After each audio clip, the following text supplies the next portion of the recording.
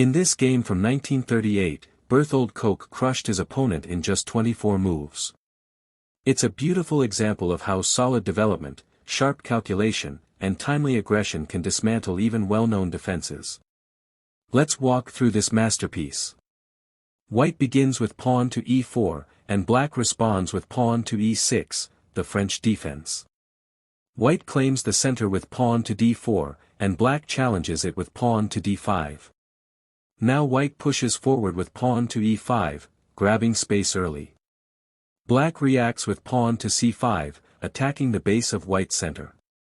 White supports it with pawn to c3. So far, it's standard. Then comes knight to f3 from white, while black brings out queen to b6, instantly putting pressure on the d4 and b2 pawns. White calmly develops bishop to d3, protecting the center. Black plays bishop to d7, eyeing future queenside development. But then white breaks the tension, pawn takes d5. Black quickly responds with bishop takes c5. White castles kingside, bringing safety to the king, and here comes an interesting choice. Black plays pawn to f6, trying to crack open the center. That's ambitious. White responds with pawn to b4, attacking the bishop.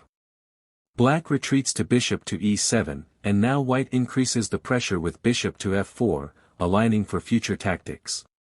Black plays pawn takes e5, and white instantly recaptures with knight takes e5. Now black trades, knight takes e5, bishop takes e5. The center is opening, and white's pieces are more active. Black brings in knight to f6, trying to equalize.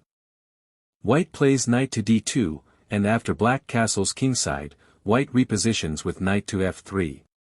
The coordination is building. Black pushes pawn to a5, looking for play on the queenside. But white takes, pawn captures a5. Black responds with rook takes a5. Then comes rook to b1, pressuring the queen. Black steps back with queen to a7. Now, the turning point, knight to g5. Suddenly, black's king feels exposed.